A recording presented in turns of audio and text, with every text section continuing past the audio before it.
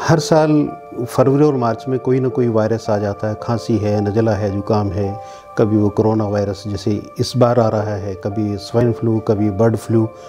हम different viruses हमारे ऊपर अटैक करते हैं। लेकिन अगर हम पुरातन काल में चलें, थोड़ा सा आयुर्वेद की तरफ चलें, तो वहाँ पे एक वर्णन मिलता है कि जब सूर्य उत्तरायण की तरफ चला जाता है, उसके बाद फरवरी और मार्च के महीने दो ऐसे हैं जिसमें हमारा संचित कफ, जो हमारे अंदर संचित हो गया है कफ, वो पिघलना शुरू होता है।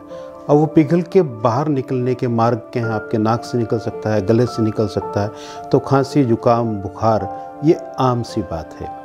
अब आपने एक चीज़, आप बहुत प्रबुद्ध व्यक्ति हैं, आप लोगों को ध्यान होगा कि जो बर्ड फ्लू आया था, जब स्वाइन फ्लू आया था और अब कोरोना भी, तो उसमें एक चीज़ कही जाती है कि हम निकट का संबंध किसी के साथ ना रखें, हाथ ना मिलाएं, किसी को छुएं नहीं, छींकें तो रुमाल रखें या टिश्यू पेपर के ऊपर छींकें, हाथ के ऊपर ना छींकें। मोबाइल का इस्तेमाल करें तो मोबाइल को भी वॉशिंग प्रॉपर हो, आपके हाथों की वॉशिंग प्रॉपर हो।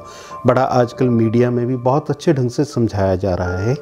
तो हम लोग इसका ध्यान रखें कि चाहे कोई वायरस आए या ना आए, कोई नेक्स्ट ईयर है, कोई बर्ड फ्लू आए ना आए, स्वाइन फ्लू आए ना आए, कोरोना आए ना आए, लेकिन फिर भी फरवरी और मार्च में जो आजकल आपको सावधानियां बताई जा रही हैं कोरोना के संदर्भ में, वो सारी सावधानियां आपको रखनी ही हैं, हम सबको रखनी ही हैं।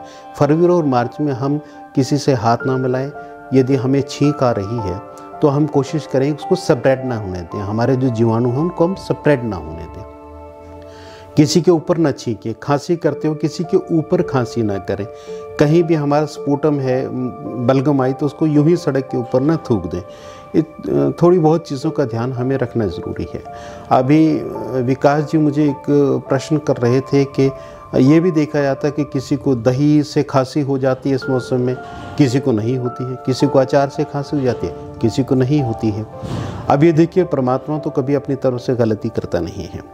सर्दी में जब ये संचित होता है कफ, उसी समय एक चीज़ आती है आंवला। तो अगर हम पूरी सर्दी भर आंवले का भरपूर प्रयोग करें, तब हमारी शरीर की रोग प्रतिरोधक क्षमता बढ़ जाती है।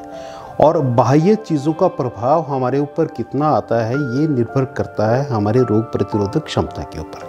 अगर वो कम है तो दुश्मन एकदम हमला कर देगा। किसी और को छींक आई, मुझे भी आ जाएगी। मुझे खान पान कुछ भी किया तो मेरे गले पे असर आ गया, मेरे नाक पे असर आ गया, मेरे फेफड़ों पे असर आ गया, मुझे खांसी हो गई। और अगर मेरी रोग प्रतिरोधक क्षमता बहुत अधिक है तो कोई दिक्कत नहीं। मुझे ध्यान आता है कि एक व्यक्ति का जो करनाल से कुरुक्षेत्र तक डेली आधी कमीज की पहन के सर्दी में भी मोटरसाइकिल पे आया करते थे कुरुक्षेत्र, और मोटरसाइकिल पे जाया करते थे। कुरुक्षेत्र में ही एक 70-75 साल की व्यक्ति हैं, वो अभी भी सुबह 4 बजे सैर करने जाते हैं, नेकर डाल के, हाफ नेकर डाल के और विदाउट स्लीव्स टी शर्ट डाल के अब भी सैर करने जाते हैं। तो वो उनकी रोग प्रतिरोधक क्षमता है।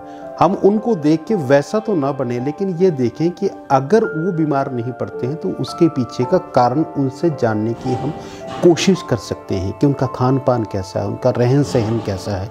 तो आपसे अनुरोध है मेरा कि आप फरवरी और मार्च में हर साल इस काल में ये ध्यान रखें कि किसी को छुए मत, स्प्रेड ना करें, ना तो अपनी बीमारी को, कफ की बीमारी को स्प्रेड करें, और अगर किसी को है ना उससे खुद ग्रहण करें। बचाव में ही सबसे बड़ी सुरक्षा है। एक प्रश्न स्वाभाविक रूप से मन में ये पैदा होता है कि अगर हमें खांसी जुकाम हो भी गया तब हम अपने स्तर पे क्या करें। देखिए, अगर कुछ ज़्यादा होता है तो डॉक्टर की सलाह ज़रूर लें। अब कोरोना के मामले में नहीं मैं कह रहा हूँ, मैं हर साल फरवरी और मार्च में होने वाली कफ की बीमारियों के विषय में पर्टिकुलरली कह रहा हूँ। अगर आपको हो जाए, बहुत ज़्यादा हो जाए, तो आप डॉक्टर की ओपिनियन ज़रूर लें, डॉक्टर की सलाह लें। लेकिन घरेलू स्तर पे क्या करें। देखिए, अदरक आजकल क्यों आता है, इसलिए तो आता है कि आपको अगर कफ की बीमारी हो जाए तो आप अदरक का पानी लें, अदरक का रस लें, अदरक का रस को शहद में मिला के चाटें, उससे गले में बहुत फ़ायदा होता है, फ्रेंजाइटिस में लाभ होता है। उसके अलावा अदरक की आप चाय पी सकते हैं, चाय नहीं पीते तो उसका काढ़ा बना के पी सकते हैं। तुलसी का आप प्रयोग कर सकते हैं। हालांकि इस मौसम में फरवरी और मार्च में थोड़ा सा तुलसी कम होती है, लेकिन आप काली मिर्च का सेवन कर सकते हैं। घरेलू स्तर पे आप सौंठ का प्रयोग भी कर सकते हैं। अजवाइन को पानी में उबाल के उस पानी को गरम गरम पिए तो आप देखिए तुरंत आपकी खांसी में, ज़ुकाम में, दोनों में लाभ होगा। और उससे भी पहले आप एक काम और कर सकते हैं कि पानी के अंदर, सादे पानी के अंदर अजवाइन डाल के उसको उबाल लें और उसकी भाप लें। उससे आपके नाक को भी लाभ होगा, आपके फेफड़ों को भी होगा, गले को भी लाभ होगा।